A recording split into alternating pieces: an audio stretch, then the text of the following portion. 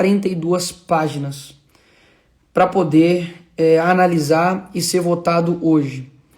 O que aconteceu é que houve uma discussão que basicamente não passa de falar ali na tribuna sobre esta reforma. Para vocês terem ideia do que aconteceu, ali hoje o relator subiu, e nada contra, tá? O relator ou quem subscreveu ali o projeto, estou querendo dizer a respeito do tema, tá? Da matéria, que basicamente fez diversas alterações, né, ao longo do dia. Então, enquanto a gente estava falando, o texto estava sendo modificado, e simplesmente a gente teve que ali na hora parar e analisar tudo que estava acontecendo. Inclusive postei isso, tá nos meus stories que eu postei. Eu estava ali, chamei os regimentalistas da casa, assessores do PL, para tentar entender o que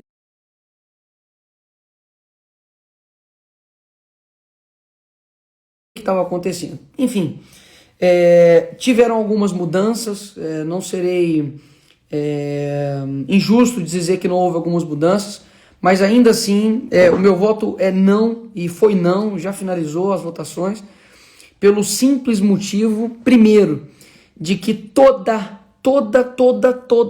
a esquerda estava a favor. Desde Boulos, até Janones, até pessoas que são completamente base do Lula, dizendo que vai ter IPVA agora para jatinho, jet ski, etc., comemorando, né, que vai ter mais imposto. Essa é a turminha que quer o bem pelo Brasil. O coordenador de trabalho, do grupo de trabalho que estudou essa reforma, é um petista. O homem que estava fazendo toda a articulação também é um homem que não somente trabalhou para o governo de esquerda, porque há cargos técnicos, né? Nós temos aí, por exemplo, o Tarcísio, que também trabalhou também na época da Dilma, mas eu não estou simplesmente falando de cargos técnicos. Ele é um petista e trabalhou não somente com o Lula, mas também com o Haddad agora, e também trabalhou para a assessoria da liderança, né, do partido do PT ali na Câmara. E isso é um motivo, né, de que quando a esquerda está favorável, saiba que eu estou a 2 pés atrás, muitos pés atrás com relação a isso. E eu deixei hoje bem claro na reunião do PL que eu não estou preocupado, tá? Não estou preocupado com narrativa, não estou preocupado com o que as pessoas vão dizer a respeito de mim, do PL, ou que votar contra, porque as pessoas estavam ignorando ali algumas questões, como, por exemplo, pesquisas que mostram um aumento, né, na gasolina, o aumento da cesta básica. Você tem ali, infelizmente, né, você tem ali um certo imposto seletivo, que foi chamado imposto do pecado. E o que acontece? A esquerda estava muito tranquila com relação a aprovar isso. E isso, de fato, me assusta. Porque pessoas que nunca quiseram a reforma tributária, hoje querem a reforma tributária. Reforma tributária, para você que está me ouvindo aqui, ela impacta diretamente em você, porque você fala assim, mas isso não me afeta, o que isso tem a ver comigo? Né? A gente precisa, obviamente, ter uma reforma tributária, aprimorá-la, só que não teve espaço, sabe, de fato, para poder discutir. Não teve espaço, de fato, para poder dialogar. Algo tão importante foi discutido num dia, votado no outro, gente. Então, assim, é só isso, sabe? E quando eu vejo as alianças que foram feitas ali, pessoas que estão a favor, ainda mais hoje, coincidentemente, tá, pessoal? Não falando que uma coisa tem a ver com a outra, mas coincidentemente, hoje o Lula liberou 2,1 bi em emendas, tá? Então, não sei se isso tem alguma coisa a ver, né, com o que aconteceu hoje. De forma alguma, eu quero dizer que quem votou favorável está atrelado a isso, que é um vendido, etc e tal. Não faço isso, até mesmo porque são meus colegas, né, ali de trabalho, vários deputados que possuem sua independência para poder votar. Eu basicamente estou aqui cumprindo com um compromisso, acredito, com os meus eleitores, tá? Se você não sabe, eu sou deputado de Minas Gerais, tá bom? E eu preciso ter uma responsabilidade, tá?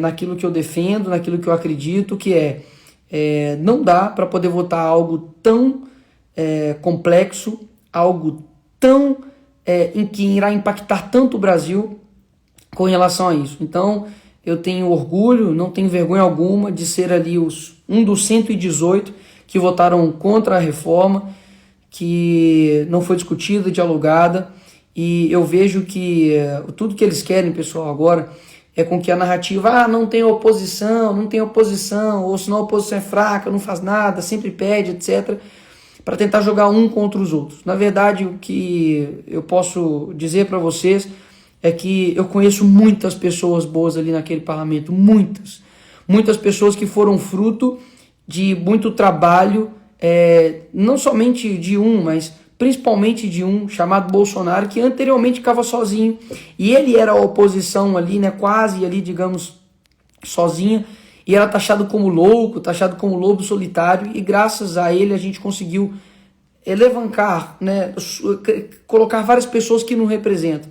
E olha só que engraçado, né? Muitas pessoas talvez são novas, jovens, estão aqui, assim como eu, e quando a gente olha, né, para hoje, a gente fala assim, poxa, mas, sabe, o pessoal da oposição tá perdendo, as coisas não andam, sabe, daqui para frente é só para trás, e gera uma certa desesperança.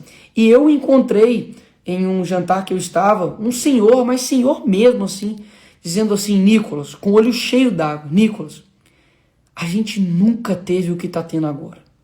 A gente nunca teve tanto deputado que nos representa como agora. Então saibam que para aqueles mais velhos que nunca viram tantos deputados, como esses 118, por exemplo, que votaram contra essa reforma,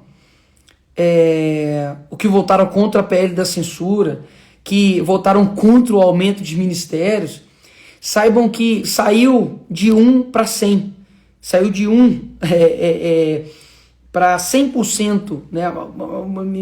Não sei quanta porcentagem, de 1 saiu de fato de 1 deputado para 100 deputados. Então isso é motivo de saber que nós estamos em uma maratona e nós tivemos 4 anos aí, digamos, tá, de direita, de Bolsonaro no nosso país. A esquerda está há muito tempo. Então, quando as pessoas falam, eu escutei aqui, né, uma pessoa mandando, mas representando como? Perdendo tudo. Mentira, nós não estamos perdendo tudo. Quando você vê, por exemplo, o PL da censura, que seria pautado e votado, a pressão sua, principalmente, através da mobilização nossa, fez com que não colocasse mais em votação o PL da censura que queria te calar. Não é que eles querem me calar, eu estou no meio do caminho, eles querem te calar. E eu vejo que a gente precisa compreender que contra uma máquina gigantesca, né, que o Lula em 6 meses, pessoal, já distribuiu 9,5 bilhões de emenda. Não há oposição que consiga lutar contra isso, tá? Então, Nicolas, qual que é o próximo passo? O próximo passo é que ao invés de 100, na próxima a gente faça 200.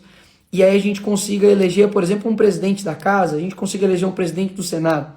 Nós temos ali, pessoal, pessoas no Congresso, como por exemplo, Tenente Coronel Zuco, um cara espetacular que está inclusive aqui na área, né, tá aqui na live. Você tem o Felipe Bragança de Oliança, você tem ali deputado André Fernandes, você tem um deputado trabalhando muito, você tem Marcel, você tem ali Coronel Fernanda, você tem Amália, sabe, você tem ali Eduardo Bolsonaro, você tem, vai me puxando aí, né, a memória, você tem ali o delegado Caveira, você tem o Coronel Meira, sabe, você tem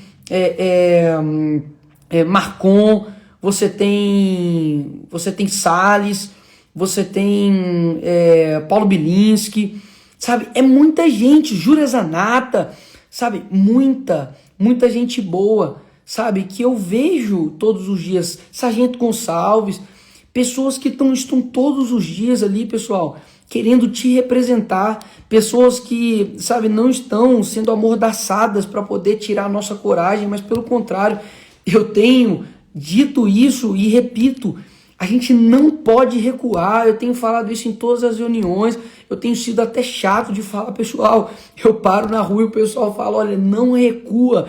Então, galera, a gente está caminhando para algo, vocês não podem ignorar o processo de plantio, sabe, o Bolsonaro plantou algo, já tem surgido sementes, mas a gente tem, sabe, tempo para tudo. E eu vejo que hoje aqui, por exemplo, nós estamos plantando sementes também, sabe, no seu coração, que talvez nem gostava de política, nem sabia o que era ministro do STF, nem sabia o que era reforma, sabe, não sabia nem o que era emenda, não sabia o que era CPMI, não sabia nada. E hoje você já sabe. Então, entenda que quando você quer desistir ou dividir, você está fazendo exatamente aquilo que eles querem. Você está entendendo o que eu estou querendo dizer? Quando você quer desistir ou você quer dividir, você está fazendo exatamente o que o seu inimigo quer. Então, o que foi o diferencial para... Mas, oi, dá? Peraí, só um minutinho.